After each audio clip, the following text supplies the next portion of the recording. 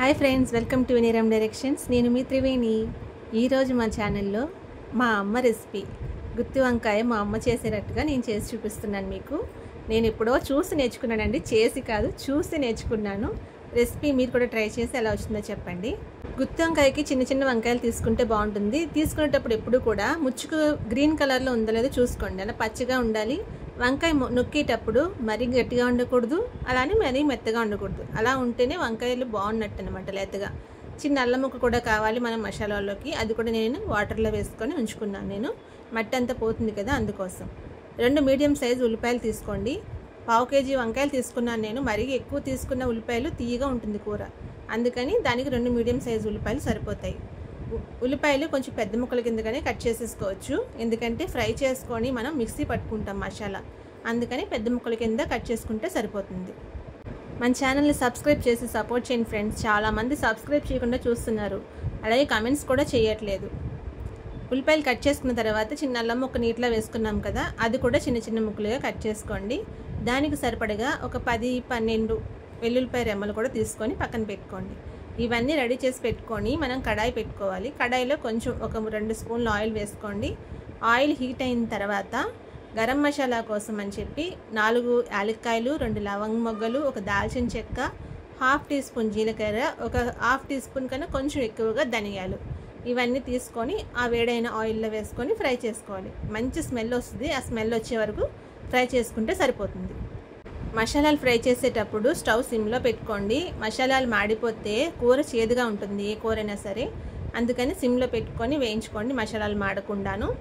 అన్నీ వేగిపోయిన తర్వాత మనం కట్ చేసి పెట్టుకున్నాం కదా ఉల్లిపాయలు, ఆ ఉల్లిపాయలు కూడా ఇందులోనే వేయించేసుకోవాలి. అల్లం ముక్కలు, వెల్లుల్లిపాయలు, అలాగే ఉల్లిపాయలు అన్నీ వేసేసుకొని బాగా దోరగా వేయించుకోవాలి. కూర రుచి అంతా ఈ మసాలాలోనే ఉంటుంది, వేరే ఏమీ వేయాల్సిన అవసరం లేదు. మనం ఇది అన్నీ వేగిపోయిన తర్వాత మనం చల్లారి వరకు వెయిట్ చేసి ఇదినే మిక్సీ పట్టుకోవాలన్నమాట. దీంట్లో ఇంకా కొన్ని ఉప్పు, కారం ఇవన్నీ వేయాలి. ఉల్లిపాయలు మగ్గిపోయిన తర్వాత అవి కూడా వేసుకుందాం. ఉల్లిపాయలు పెద్ద పెద్ద ముక్కల కిందగానే కట్ చేశాను కదా, సో వేసి కలిపినప్పుడు చక్కగా విడిపోయి మగ్గిపోతాయి. దాంట్లో కూరకు సరిపడగా ఉప్పు ఇప్పుడే వేసేసుకోవచ్చండి, వంకాయల్లో వేయాల్సిన అవసరం లేదు. దీంట్లోనే కొంచెం ఉప్పు, అలాగే 1 స్పూన్ వేసాను నేను ఉప్పు. ఉల్లిపాయలు కొంచెం మగ్గిన తర్వాత ఒక 1/2 టీ స్పూన్ పసుపు. కారం ఎక్కువ తినేవాళ్ళు కారం ఎక్కువ వేసుకోండి, తక్కువగా తింటా మీడియంగా అనేటప్పుడు 1/2 కేజీకి ఒక 1.5 టీ స్పూన్ కారం సరిపోతుంది. మనం ఆ కారం వేసుకుంటేనే సరిపోతుంది అనమాట. సమ్మర్ కదా, అందరూ కారాలు అవి ఆడించేసుకున్నారా? నాకైతే ఎప్పుడు అమ్మే రెడీ చేసి ఇస్తుందండి కారాలు కూడాను. కారాలు, పచ్చళ్ళు అన్నీను ప్రస్తుతానికి అమ్మ రెడీ చేస్తుంది. త్వరలోనే అవి కూడా వస్తాయి. వచ్చిన తర్వాత ఏమేమి పంపించిందో అమ్మ వీడియో చేసి పెడతాను మీకు ఖచ్చితంగా. నేను వెళ్దాం అనుకున్నాను కానీ అస్సలు కుదరట్లేదు. వచ్చిన తర్వాత ఏమేమి పంపించిందో అనేది ఖచ్చితంగా మీకు వీడియో చేసి పెడతాను. మన వీడియోస్ని ఛానల్ని ఫాలో అవ్వండి.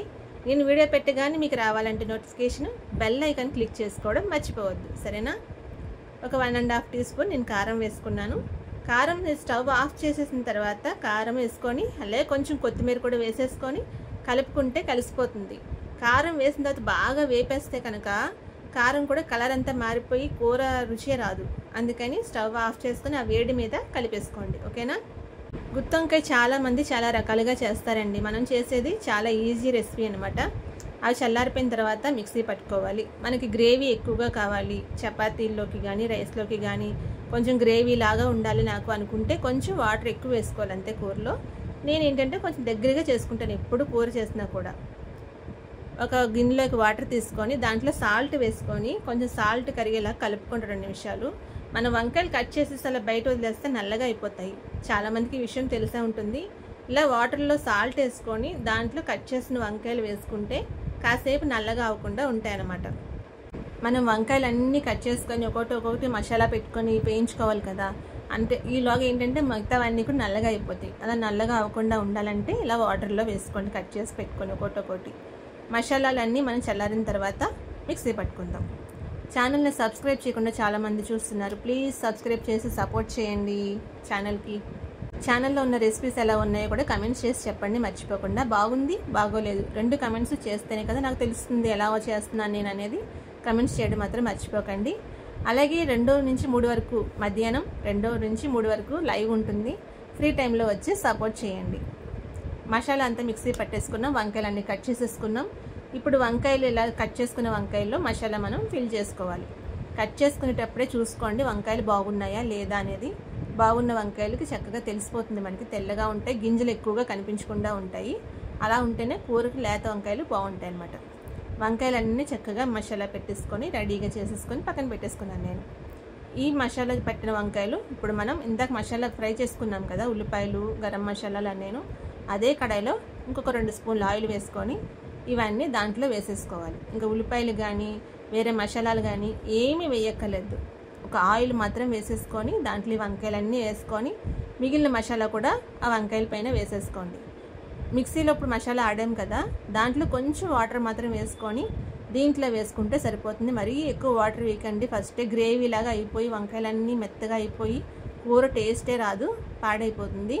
కొంచెం వాటర్ వేసుకొని సిమ్లో పెట్టేసుకొని మూత పెట్టేసేయండి. వంకాయలు మగ్గే వరకు మూత పెట్టుకోండి. వంకాయలు లేతగా ఉంటే కనుక 2 నిమిషాల్లో మగ్గిపోతాయి, ఎక్కువ టైమే తీసుకోవు. ఇలా మగ్గిపోయి చూసారా.